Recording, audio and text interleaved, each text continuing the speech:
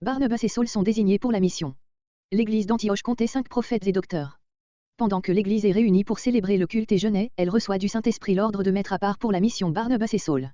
Après avoir encore prié et jeûné et après avoir imposé les mains aux missionnaires, les disciples les laissent aller, 1 à 3. L'île de Chypre. Les débuts à Salamine.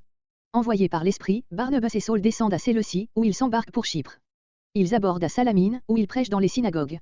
Jean et leur aide, 4, 5. Paphos. Élymas et Serge Paul. Ils traversent l'île pour se rendre à Paphos. Ils y trouvent, dans l'entourage du proconsul Serge Paul, un magicien juif, Élymas, qui combat le désir manifesté par Serge Paul d'entendre la parole de Dieu. Saul, nommé aussi Paul, le reprend vivement et lui annonce qu'il va devenir aveugle. Cette menace s'accomplit aussitôt et le proconsul est amené à la foi, juin 2012. Verset 1. Deuxième partie. Chapitre 13 à 28 Paul et la mission parmi les païens. Chapitre entre 13 et 14 Premier voyage missionnaire de Barnabas et Paul. Verset 1 à 12 L'envoi des missionnaires. L'église d'Antioche, dont Luc a raconté la fondation, acte 11.19-30, était toute préparée, soit par son état spirituel, soit par sa position géographique, à porter l'évangile aux païens en Asie mineure et en Grèce. Jusqu'ici Luc a raconté l'établissement et les progrès de l'église chrétienne au sein du peuple juif. Maintenant commence la seconde partie de son livre, consacrée tout entière à l'apostolat de Paul parmi les nations païennes. Il nous montre d'abord dans l'église d'Antioche déjà nombreuse, acte 11.26, les dons de l'esprit qui la rendaient éminemment propre à l'œuvre missionnaire qu'elle allait entreprendre. Il y avait dans son sein des prophètes, voire 1 Corinthiens 14.2, première note, et des docteurs. Ces derniers étaient par leur lumière et par l'assistance de l'esprit capables d'enseigner leurs frères dans la vérité divine. Les prophètes avaient plutôt pour mission d'adresser aux âmes des exhortations propres à les réveiller, les consoler et les fortifier. Ils recevaient des révélations spéciales, dont ils faisaient part à l'Église, acte 11.28, comparé 1 Corinthiens 12.28, Éphésiens 4.11. Luc nomme 5 de ces hommes ainsi doués soit comme prophètes soit comme docteurs. On a cru pouvoir conclure des particules diverses qui, en grec, unissent ces 5 noms qu'ils les divisent en 2 groupes, désignant les 3 premiers comme prophètes et les 2 derniers comme docteurs. Mais cette distinction n'est point certaine. Ces 5 hommes étaient, Barnabas bien connu des lecteurs de notre livre, acte 4.36-37, note, Siméon, dont le surnom latin de Niger, noir, montre qu'il était originaire d'Italie, Louchas de Cyrène, en Afrique, probablement un des fondateurs de l'église d'Antioche, acte 11.20, peut-être celui que Paul fait saluer, Romains 16.21. Manaën, qu'on est surpris et réjoui de trouver ici parmi les principaux membres de l'Église, puisqu'il avait été élevé et en tout cas avait vécu au sein d'une cour corrompue, le terme qui lui est appliqué signifie proprement « celui qui est nourri avec, frère de lait, stapfer », mais il avait perdu ce sens premier et désignait le familier d'un prince. Hérode le tétrarque est le meurtrier de Jean-Baptiste, Matthieu 14.1-12. Enfin Saul, nommé ici après tout, tellement il avait pris jusqu'alors une position humble dans l'Église, bien qu'il eût depuis longtemps reçu sa vocation à l'apostolat. Verset 2. L'expression « célébrer le culte du Seigneur » est appliquée par les Septante, aux fonctions des sacrificateurs. Ici elle désigne le culte chrétien. Ce jour-là le culte était accompagné de jeûne. C'est donc au sein d'une assemblée solennelle que l'Église reçut de l'Esprit, peut-être par l'intermédiaire d'un des prophètes l'ordre de mettre à part Barnabas et Saul, pour l'œuvre à laquelle ce même Esprit les avait déjà appelés intérieurement. La vocation vient de Dieu et c'est l'Église qui reçoit l'ordre de conférer la charge. Il y a, avec l'impératif mettre à part, Romains 1.1, Galates 1.15, une particule qui accentue l'ordre et indique qu'il doit être exécuté immédiatement, Luc 2.15. Verset 3. Les mots alors et ayant jeûné et prié montrent que l'imposition des mains aux missionnaires et leur envoi ne se firent pas dans l'assemblée mentionnée au verset 2, mais dans une autre, solennellement convoquée pour cela. 3 actes religieux préparèrent cette première mission. Le jeûne qui assurait à l'esprit toute sa liberté et sa domination sur le corps, la prière, par laquelle l'Église implorait le secours du Saint-Esprit sur les 2 missionnaires, enfin l'imposition des mains. Par ce dernier acte, acte 6.6 note, Barnabas et Saul étaient consacrés pour leur œuvre, au nom de Dieu qui l'avait ordonné et par l'Église qui les envoyait. Ce devait être là une double force pour ces serviteurs de Dieu, au sein des difficultés et des dangers de leur vocation. Notre récit montre que c'est l'Église elle-même qui doit faire l'œuvre de la mission, laquelle n'a été entreprise par des sociétés que parce que l'Église, devenue indifférente, a failli à son devoir le plus sacré. Ils les laissèrent partir, les congédièrent, acte 15.33, avec tout le religieux intérêt qui s'attache encore aujourd'hui aux missionnaires qui partent. Verset 4. L'Esprit qui les avait envoyés les accompagne dans les lieux où ils porteront l'Évangile. Ils se décidèrent d'abord pour la grande île de Chypre, située à peu de distance de la Syrie, à l'ouest et au sud de la Cilicie. Ils avaient pour cela plus d'une bonne raison. D'abord, c'était la patrie de Barnabas, acte 4.36, qui devait désirer de porter l'Évangile à ses concitoyens. Ensuite, il y avait parmi les premiers fondateurs de l'église d'Antioche des Cypriens qui devaient partager le même désir, acte 11.20. Enfin, comme nos 2 missionnaires avaient surtout en vue l'Asie mineure, l'île de Chypre se trouvait sur leur chemin. Pour s'y rendre ils n'eurent qu'à descendre le cours de l'Oronte jusqu'à Séleucie, ville maritime qui servait de port à Antioche, dont elle était distante de 120 stades, environ 22 km. Verset 5. Salamine est située à l'extrémité orientale de l'île. Nous voyons ici, comme partout dans la suite, Paul annoncer la parole de Dieu d'abord dans les synagogues, ce mot au pluriel montre combien les Juifs étaient nombreux dans cette ville. En effet selon le dessein de Dieu envers son peuple, Romains 1.16, l'évangile de la grâce devait lui être transmis en premier lieu. De plus, Paul trouvait dans les synagogues beaucoup de prosélytes, mieux disposés que les Juifs de naissance, à recevoir la vérité, étant moins aveuglés par les préjugés. Enfin, cette conduite était dictée à Paul par son ardent amour pour son peuple, Romains 9.15. Jean, surnommé Marc, acte 12.12 note, verset 25, accompagnait Paul et Barnabas, en qualité d'aide, grec serviteur. Étant très jeune encore, il leur rendait divers services qui les laissaient plus libres pour leur ministère. On connaît, aujourd'hui encore, la grande utilité des aides missionnaires. Verset 6. Il fallait traverser toute l'île, mot omis par le texte reçu, pour se rendre de Salamine à Paphos, ville située à l'extrémité occidentale de cette île. C'est là que les deux missionnaires voulaient se rendre, peut-être parce que c'était la résidence du proconsul, auprès duquel ils furent providentiellement conduits. Ils ne se laissèrent pas retenir par la triste célébrité de l'ancienne Paphos, où le culte de Vénus avait amené une grande dissolution des Muresses. La prédication du Sauveur n'y était que plus nécessaire. Luc ne nous fait connaître, du ministère de Paul dans cette ville, que son action si différente sur deux personnages, le proconsul Serge Paul et le magicien Bar-Jésus, fils de Jésus ou Josué. Ce dernier avait réussi à captiver l'attention du magistrat romain par des moyens qui ont été décrits à l'occasion des exploits de son émule Simon, acte 8.9, note. Verset 7. Le gouverneur de Chypre portait le titre de proconsul, parce que cette île était une province sénatoriale. Elle avait été d'abord province impériale, mais Auguste l'avait cédée au Sénat. Sergius Paulus est probablement le même personnage que Pline l'Ancien mentionne dans deux livres de son histoire naturelle, I2 et 18, où se trouvent des notices relatives à Chypre. C'est à lui que se rapporte aussi vraisemblablement une inscription trouvée à Chypre, qui commence par ces mots, Paul étant proconsul. Il était, comme beaucoup d'hommes éclairés de son temps dégoûté de la religion païenne, mais ne trouvait de repos ni dans le scepticisme qui s'était emparé des esprits, ni dans les pratiques de la magie. En cela déjà il se montrait intelligent. Ayant appris que les missionnaires d'une doctrine nouvelle, dont peut-être il avait déjà entendu parler, acte 11.19, étaient venus à Paphos, il les fit appeler et demanda à entendre la parole de Dieu. Naturellement ce dernier mot est dit au point de vue de l'historien, mais en cherchant la vérité, Serge Paul cherchait réellement sans en avoir conscience, la parole de Dieu, qui seule est la vérité. Verset 8. Le magicien était juif, verset 6, mais, soit qu'il fût né en Arabie, ou qu'il y eût vécu, il avait adopté le titre arabe d'Elima qui signifie mage, sage, savant, de la même racine vient le nom des ulémas docteurs de la loi chez les musulmans. Cet homme qui avait renié la religion d'Israël, s'était établi à demeure auprès du proconsul. Il résistait aux messagers de la bonne nouvelle, de Timothée 3.8, Exode 7.11-22, cherchant à détourner de la foi le proconsul, sur lequel il craignait de perdre son influence intéressée. Le texte occidental indique expressément ce motif, en ajoutant « des, pesquito, etc., parce qu'il les écoutait très volontiers. Elima constatait que le proconsul subissait l'influence de la parole divine. Verset 9. Jusqu'ici, Luc n'a donné à l'apôtre que le nom de Saul, pour la première fois il l'appelle Paul, ce qu'il fera toujours dans la suite. Les mots, appelés aussi Paul sont donc bien de l'auteur des Actes et ne sauraient être considérés comme une interpolation. Depuis Jérôme jusqu'à nos jours, plusieurs interprètes ont pensé que ce nom fut donné à Paul par ses compagnons de voyage, ou adopté par lui-même, en souvenir de Serge Paul, qu'il avait conquis à l'Évangile, et cela, peut-être à la demande du proconsul lui-même. Mais est-il probable que l'apôtre eût accepté ce titre de gloire? Bien plutôt pourrait-on penser, avec Augustin, que Paul lui-même avait voulu, depuis sa conversion et par humilité, changer son nom de Saul, en hébreu, Shaoul, le désiré, demandé par la prière, en celui de Paulus, en latin le petit. Mais la supposition la plus vraisemblable est que, selon un usage très répandu parmi les Juifs, comparé verset 1, Paul avait reçu dès son enfance deux noms, l'un rappelant sa nationalité juive et qu'il avait porté tant qu'il avait vécu en Palestine, l'autre, son nom latin, qu'il devait avoir comme citoyen romain, acte 16.37-38, acte 22.25-28, et qu'il prit dans sa mission au sein du monde grec. Ce changement de nom était conforme à la grande vérité que l'apôtre enseignait, en Christ, il n'y a plus ni juif ni grec, Galates 3.28. Il est remarquable aussi que, depuis ce moment, Paul prend le pas sur Barnabas, exerce la plus grande influence, porte la parole et que Luc le nomme toujours, sauf acte 14.14, acte 15.12-25, le premier des deux, contrairement à ce qu'il avait fait jusqu'ici, acte 11.30, acte 12.25, acte 13.4. Étant rempli d'Esprit Saint, dans ce moment même, comparé acte 4.8, acte 7.55, en sorte que les paroles qu'il va prononcer seront inspirées par cet esprit et non par un zèle amer. Cette influence divine devint évidente pour tous, elle contribua à la conversion du proconsul, verset 12. Verset 10.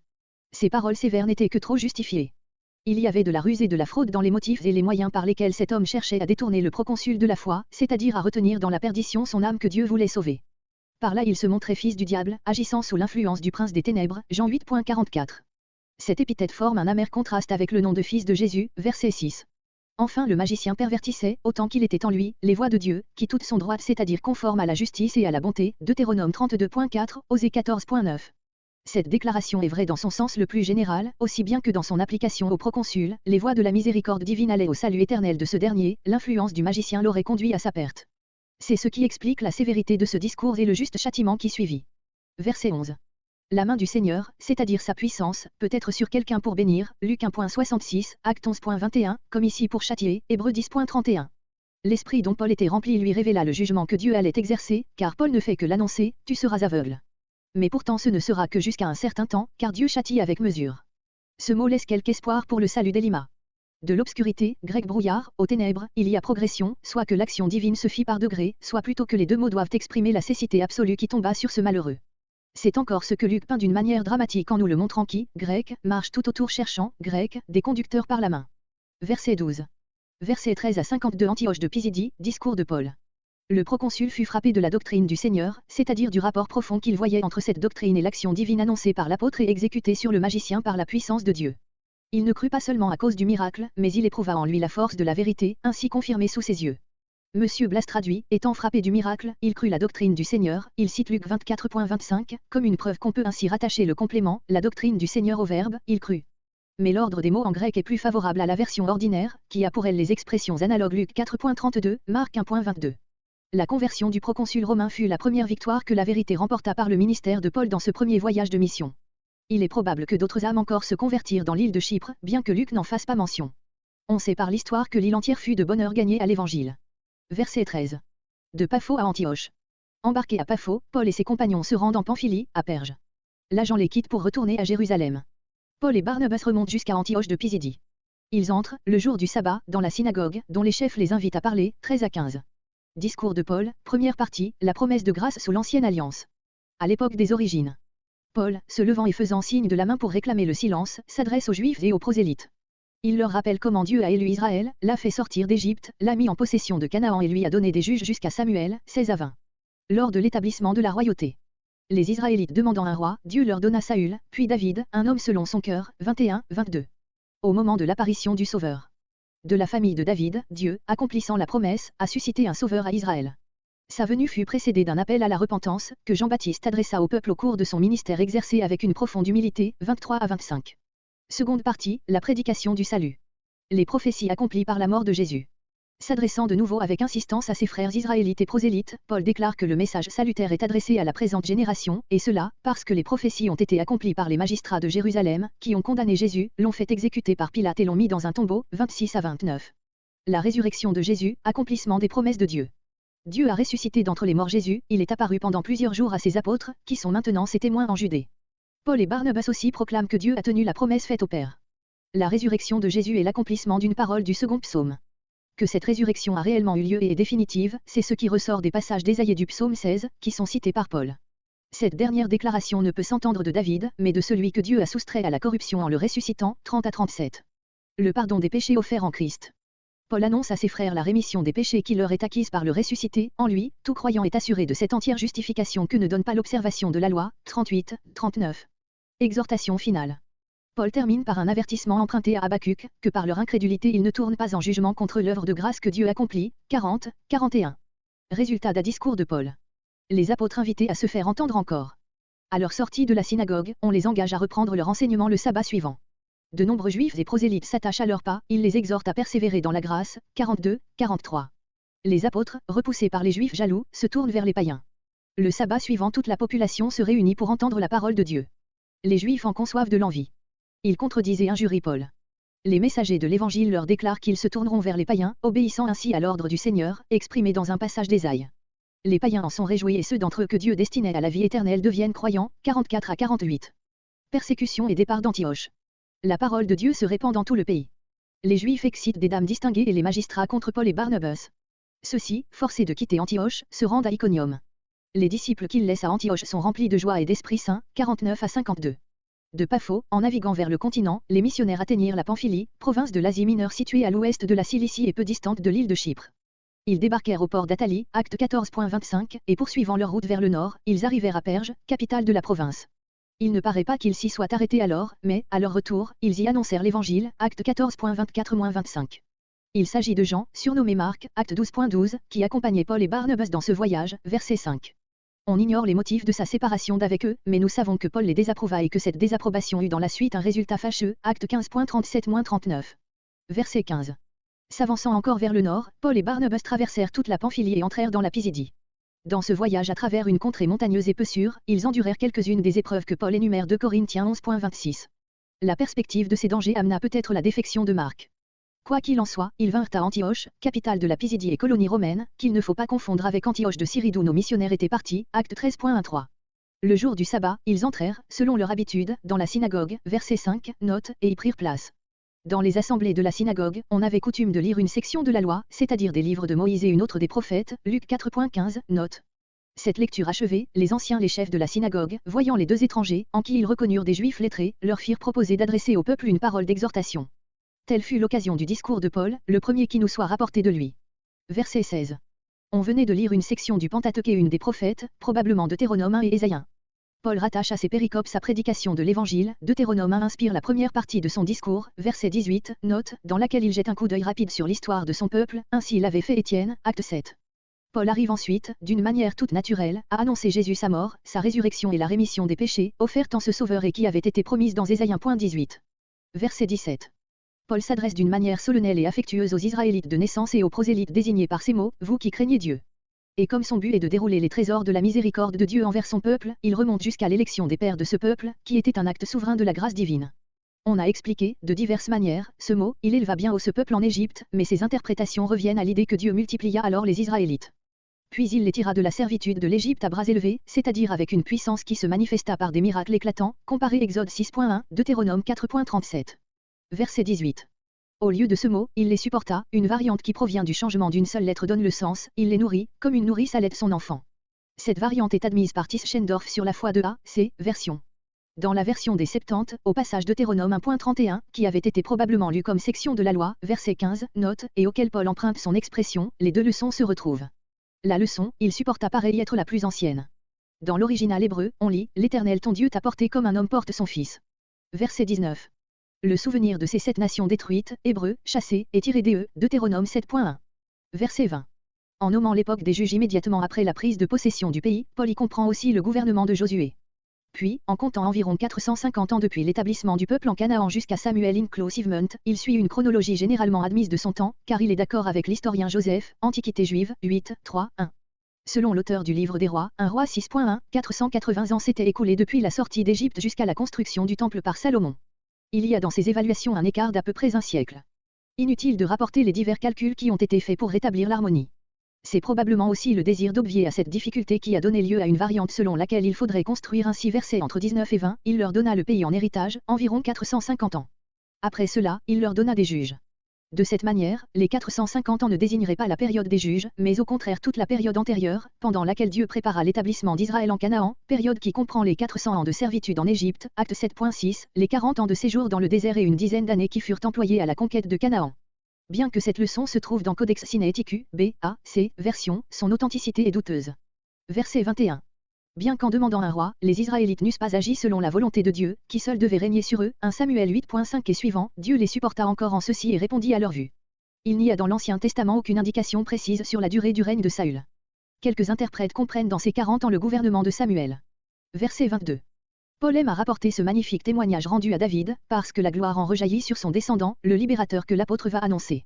Aussi, il ne poursuit pas plus loin cette revue de l'histoire de son peuple, son but est atteint. Il cite de mémoire, d'après les Septante et combine divers passages de l'Écriture, Psaume 89.21, 1 Samuel 13.14, auxquels il ajoute d'après 1 Roi 14.8, comparé Ésaïe 14.28, ces mots, il fera toutes mes volontés. Verset 23. Après avoir parlé de David avec tant de vénération, Paul arrive de la manière la plus naturelle, au grand sujet de son discours qui était d'annoncer le Sauveur. De la semence de David, Dieu a suscité, ce Sauveur, ou, selon une variante généralement admise, l'a amené à Israël, dans la personne de Jésus dont le nom même signifie Sauveur. Et l'apôtre a soin d'ajouter que cette grande manifestation de la miséricorde divine a eu lieu selon la promesse de Dieu, promesse bien connue de ses auditeurs et qui devait leur inspirer de la confiance en ce Jésus en qui Dieu l'a accompli. Cette promesse se trouve dans les prédictions messianiques de tous les prophètes, comparez Luc 1.69-70. Verset 25. Les auditeurs de Paul ne pouvaient pas ignorer le ministère du grand prophète qui avait paru en Israël, Jean. Le leur rappeler, affirmer le témoignage qu'il avait rendu à Jésus, c'était leur présenter ce dernier comme l'objet de leur foi, comparez Matthieu 3.2-11, Luc 3.3-15 notes. Les mots « avant sa venue » signifient avant que Jésus entrât dans son ministère et non avant son incarnation, comme l'ont pensé quelques interprètes malgré le contexte. Les paroles de Jean-Baptiste que Paul cite, paroles si humbles, par lesquelles il glorifiait le Sauveur, ne furent pas prononcées à la fin de sa course, mais l'apôtre considère son témoignage comme accomplissant cette course qui n'avait pas d'autre but. Hébrard fait observer, avec raison, que cette expression « accomplir sa course » appartient au style de Paul, Acte 20.24, Galates 2.2, 1 Corinthiens 9.26, Philippiens 2.16, 2 Timothée 4.7. Luc lui-même ne s'en sert jamais. Elle prouve la vérité historique de ce discours. On peut traduire aussi, en adoptant une autre construction, je ne suis pas, moi, ce que vous me supposez être. Avec les deux traductions, il faut sous-entendre, le Messie. Verset 26.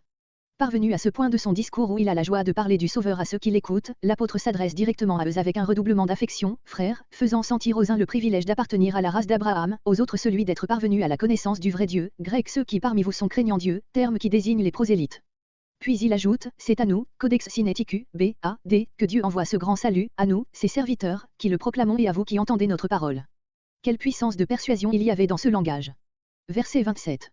La transition entre verset 26 et vers 27 est marquée par la particule car. Que signifie ce car?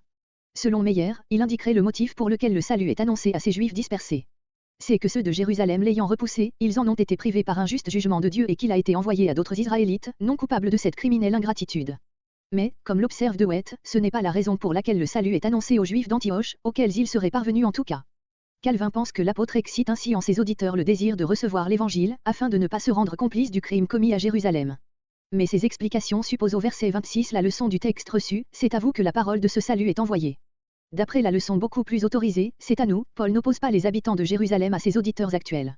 Ce qu'il dit de leur conduite à l'égard de Jésus, de la mort qu'ils lui ont fait subir, de sa résurrection accomplie par Dieu et attestée par des témoins dignes de foi, versets 27 à 31, est destiné à justifier, car, la grande affirmation qu'il venait d'émettre, verset 26, a démontré que c'est bien la parole du salut qui nous est envoyée, à prévenir dans l'esprit de ses auditeurs, comme le dit Calvin, une objection qui pouvait les scandaliser, quoi. Tu nous annonces le salut au nom d'un homme que les chefs de notre nation ont mis à mort avec la dernière ignominie. Oui, répond Paul, ils l'ont méconnu, rejeté, crucifié, mais ils n'ont fait en le jugeant qu'accomplir les paroles des prophètes, paroles qu'ils connaissaient bien, car elles se lisent, dans leur synagogue, chaque jour de sabbat. On peut traduire aussi, et cette traduction est peut-être plus exacte, ayant méconnu celui-ci, Jésus, et les paroles des prophètes qui se lisent chaque jour de sabbat, ils ont, en le jugeant, accompli ces paroles. Verset 30. Tous ces détails relatifs au jugement de Jésus, à son innocence, à sa mort, furent sans doute exposés plus au long par l'apôtre, qui fit ressortir, d'une part, la perversité des chefs du peuple et d'autre part, l'immense amour du Sauveur. Luc, dans son résumé du discours de Paul, ne distingue pas entre les ennemis de Jésus qui le firent mourir et ses amis qui le descendirent de la croix et le mirent dans un sépulcre. Ces faits étaient bien connus de celui à qui il adressait son livre. Verset 31. La résurrection de Jésus-Christ est proclamée en maint passage du livre des Actes, Acte 2.32, Acte 3.15, etc., elle est toujours attribuée à Dieu. C'est par elle que Dieu a justifié Jésus injustement condamné, l'a déclaré son Fils avec puissance, Romains 1.4, et l'a élevé pour être le prince de la vie. Dans le présent discours, Paul établit la certitude de cette résurrection, en invoquant le témoignage le plus sûr, celui des disciples, qui avaient suivi Jésus dans tout son ministère, qui étaient montés avec lui de la Galilée à Jérusalem et qui l'ont vu pendant plusieurs jours, comparé Acte 10.41 et surtout Acte 1.3. Ces hommes, ajoute l'apôtre, sont témoins de ce fait maintenant, Codex Sinaiticus, A.C., omis en B, majuscule, devant le peuple, à Jérusalem, dans le même temps où nous en rendons témoignage aux Juifs de la dispersion, verset 32. Verset 33. Paul et Barnabas aussi pouvaient maintenant, après avoir prouvé que Jésus était, malgré les apparences contraires, le porteur du salut, versets 27 à 31, annoncer à leurs auditeurs la bonne nouvelle que la promesse faite au Père, Dieu l'avait pleinement accomplie pour nous leurs enfants, en ressuscitant Jésus. En effet, cette résurrection est l'accomplissement de toutes les promesses relatives à la rédemption du monde. Paul en cite trois qu'il voit réalisées dans ce grand fait, et d'abord Psaume 2.7. L'Épître aux Hébreux applique aussi ce passage à la résurrection du Fils de Dieu, Hébreux 1.5 voir la note, et cette application est en pleine harmonie avec la pensée de notre apôtre dans Romains 1.4. Pierre emploie le même terme, quand il parle de la résurrection dans Actes 2.24-32. Cependant plusieurs interprètes, Calvin, les versions de Pauvevet et de Wezsacke, traduisent « ayant suscité Jésus ». L'apôtre penserait, non à la résurrection de Jésus, mais à son entrée dans son œuvre messianique. Monsieur Wendt allègue en faveur de cette interprétation les motifs suivants. L'analogie de Acte 3.26 comparé Acte 3.22 et Acte 7.37. Le fait que l'apôtre reprend en verset 32 la pensée du verset 26. Au verset 34, où il parle de la résurrection, il ajoute expressément « des morts ». Le passage de Psaume 2.7 fut cité par la voix céleste au baptême de Jésus, Luc 3.22, d'après le texte de De Itala. Les principaux majuscules, Codex Sinaiticus, B, A, C, D, présentent cette leçon qui n'offre guère de sens acceptable, pour nos enfants. On ne comprend pas pourquoi la promesse ne serait accomplie que pour les enfants de la présente génération. C'est à celle-ci du reste que s'applique ce terme d'enfant opposé à celui de père. Monsieur Weiss conserve le texte reçu, à nous leurs enfants. Monsieur Blasley, à leurs enfants. Monsieur Wendt, aux enfants, nous ayant suscité. Une variante admise par Lachmann et Tischendorf sur l'autorité de D et d'Origène, porte psaume premier au lieu de second. Elle provient de ce qu'on réunissait parfois les deux premiers psaumes en un seul ou que l'on considérait le psaume premier comme une introduction de tout le recueil. Verset 34. Jésus ressuscité vit éternellement, il ne meurt plus, Romains 6.9. Telle est la pensée que l'apôtre exprime par les mots, ne plus retourner à la corruption. En prononçant ces paroles, Paul avait sans doute déjà en vue sa citation Psaume 16.10, qui va suivre, verset 35, mais il lui vient à l'esprit une parole d'Ésaïe, Ésaïe 55.3, qui lui paraît assurer aux descendants de David les choses saintes, les biens messianiques, la vie future, promise à son ancêtre. La citation est empruntée à la version des Septante, où on lit « Je traiterai avec vous une alliance éternelle, vous assurant les choses saintes de David, qui sont fidèles, c'est-à-dire les saintes promesses qui lui ont été faites et qui ne le tromperont point. » Il y a dans l'hébreu, les grâces de David qui sont véritables ou fidèles, ou assurées. On pourrait entendre l'expression des Septante dans le même sens. Monsieur Wendt entend par les choses saintes de David la sainteté même du Messie, qui est certaine, assurée contre la destruction. Les deux citations, versets entre 34 et 35, exprimeraient la même pensée sous forme positive d'abord, puis sous forme négative, je vous donnerai un Messie saint et par là même permanent et ce saint, je ne permettrai pas, grec tu ne donneras pas, qu'il voie la corruption. Verset 37. De Wet et Meyer traduisent, après avoir servi à sa génération au dessein de Dieu. Calvin et quelques exégètes, construisant autrement verset 36, traduisent, David, après avoir servi à son temps, s'est endormi selon le dessein de Dieu et a été mis avec ses pères. Notre traduction est celle de la Vulgate de Luther et de la plupart des versions modernes. Ce n'est donc point en David personnellement que s'est accomplie la parole du psaume, c'est en celui dont il était l'ancêtre et le type dans l'histoire du royaume de Dieu. Paul fonde sur cette citation de psaume 16 à peu près la même argumentation que Pierre dans Actes 2.29 et suivant, voir les notes. Verset 39. Pour la seconde fois, verset 26, l'apôtre se tourne avec amour vers ses auditeurs, hommes frères, et, après leur avoir prouvé que Jésus est vraiment le Sauveur, par sa mort, par sa résurrection annoncée dans les Écritures, versets 26 à 37, il leur expose les immenses bienfaits qui sont le fruit de son œuvre, versets entre 38 et 39. C'est d'abord ce don de la grâce de Dieu qui rend la paix à toute âme repentante, verset 16, note, la rémission, ou le pardon, des péchés. C'est par lui qu'elle vous est annoncée, ces mots désignent Jésus non comme l'auteur de la proclamation du pardon, qu'il publierait par la bouche de ses apôtres, mais comme celui qui procure le pardon lui-même par sa mort rédemptrice. Puis, comme l'apôtre parle à des Juifs, dont les plus sérieux s'efforçaient de trouver la justice dans l'observation de la loi de Moïse, il leur déclare nettement qu'ils n'ont pu être justifiés par ce moyen, mais qu'ils le seront pleinement par le Sauveur qu'il leur prêche, et cela, sans autre condition que de croire en lui. Ainsi, la justification par la foi, ce couronnement de l'Évangile, cette glorieuse vérité qu'il était réservé à l'apôtre Paul de faire triompher dans l'Église est ici formulée pour la première fois. Elle le sera plus nettement encore dans les épîtres de Paul, comparé en particulier Romains 3.21-26, voire les notes. On peut conclure de ce fait que le discours résumé par Luc a bien été prononcé par cet apôtre. Ce discours en effet, n'enseigne pas, comme on l'a prétendu, que la foi vaut aux croyants une justification partielle seulement, destinée à compléter celle qu'ils pouvaient acquérir en pratiquant la loi de Moïse, à leur assurer la rémission de toutes les choses dont ils n'avaient pu être justifiés par la loi de Moïse. On a cru retrouver cette doctrine atténuée dans notre discours et on l'a refusée pour cette raison à l'apôtre Paul. Mais cette interprétation presse trop les termes employés. Ceci ne marque pas la limite entre les choses dont on pouvait être justifié par la loi et celles pour lesquelles il fallait un autre moyen de justification. Et du reste Paul n'a jamais enseigné que les œuvres de la loi fussent en elles-mêmes sans valeur morale, il s'est borné à constater qu'elles ne pouvaient procurer aux pécheurs la justification nécessaire à son salut. On ne saurait non plus objecter à l'authenticité de ce discours les élogistes qu'il présente dans sa première partie, avec celui d'Étienne. Si les mêmes exemples bibliques sont invoqués, ils le sont dans des intentions différentes. Étienne veut prouver la rébellion constante d'Israël contre les conducteurs que Dieu lui envoie, Paul fait ressortir le développement de la promesse. Quant à la citation du psaume 16, qui avait été faite par Pierre dans son discours de la Pentecôte, ce passage devait revenir fréquemment dans l'argumentation par laquelle les premiers chrétiens cherchaient à établir que Jésus ressuscité était le Messie annoncé par les prophètes. Verset 41. Paul termine son discours par un sérieux avertissement, dont il emprunte les termes au prophète Habakkuk, Habakkuk 1.5. Il cite d'après les Septante, qui s'écartent à quelques égards de l'hébreu.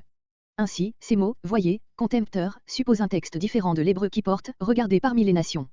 Ainsi encore, la version grecque ajoute au texte le verbe que nous rendons par, disparaissez et qui signifie proprement, devenez invisible. Le prophète annonçait au peuple le jugement que Dieu allait exercer sur lui par les Chaldéens.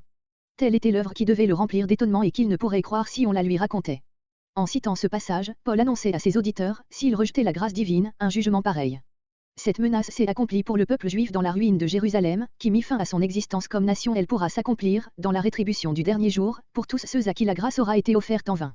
Verset 43. Comme Paul et Barnabas sortaient de la synagogue, leurs auditeurs ou plus probablement les chefs de la synagogue, verset 15, les priaient, grec, que ces choses, ou paroles, leur fussent dites le sabbat suivant. Ce fait montre quelle impression profonde le discours de Paul avait produite. Mais en outre, beaucoup de juifs et de prosélytes suivirent les évangélistes dans leur demeure. Ceux-ci saisirent avec empressement cette occasion de les exhorter à persévérer dans la grâce de Dieu. C'est dans ce dernier terme, si riche et si beau, que Luc résume tout l'évangile, et, en effet, il le renferme tout entier. Le texte reçu, au mot, après qu'ils furent sortis, ajoute, de la synagogue des Juifs, addition qui manque dans presque tous les majuscules. Puis ce même texte dit, verset 42, que ce furent les païens qui demandèrent à Paul de leur annoncer encore la parole. C'est là une correction destinée à mettre verset 42 en harmonie avec verset entre 45 et 48. À la place du verbe il priait, B porte un verbe qui marque moins d'empressement dans leur requête et peut se traduire, il demandait. Enfin, au verset 43, le texte occidental, Blas, d'après Pesquito, porte, suivirent Paul et Barnabas, demandant à être baptisés. Verset 44. Presque toute la ville, quel puissant mouvement religieux ce mot suppose. C'est que, outre l'impression faite par le discours de Paul, les deux missionnaires ne restèrent pas oisifs durant cette semaine, entre les deux sabbats. Calvin et Théodore de Bèze, prenant le mot de sabbat dans le sens de semaine, ce qui est grammaticalement possible, pensent même que la demande du verset 42 s'appliquait à la semaine suivante. C'est là une erreur d'interprétation mais qui devint une vérité dans le fait. Il faut remarquer ce mot de parole de Dieu, Codex Sinaiticus, A, ou parole du Seigneur, B, C, qui revient si souvent dans ce livre, Acte 13.46, Acte 13.48-49, Acte 4.29-31, Acte 6.2, Acte 15.35, Acte 19.10. La prédication des apôtres n'était pas leur parole, mais en tant qu'il était pénétré de l'Esprit de Dieu, leur parole devenait une parole de Dieu. Et l'on peut désigner ainsi toute prédication fidèle de l'Évangile.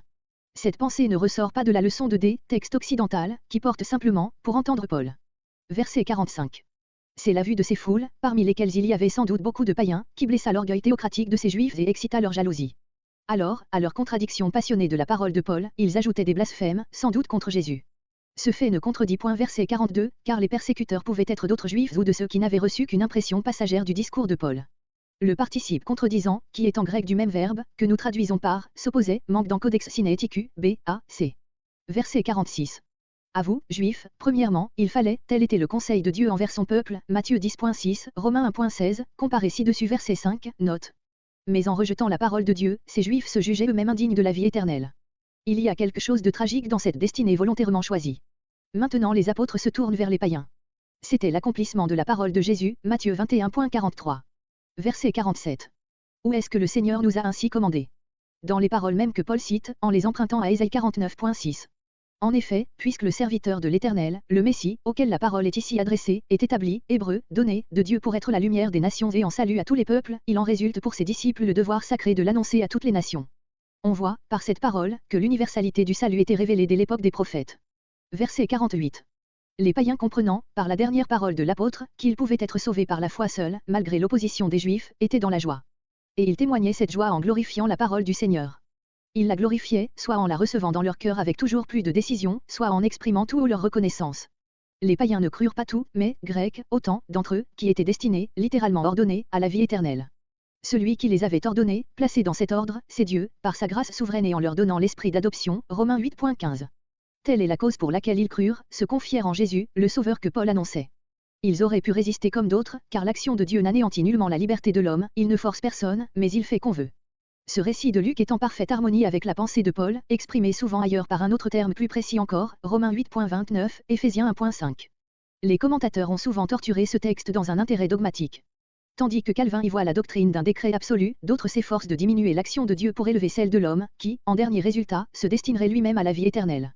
Oltramar traduit, ceux qui étaient disposés pour la vie éternelle, crurent. Pour cela, il faut faire taire la conscience exégétique.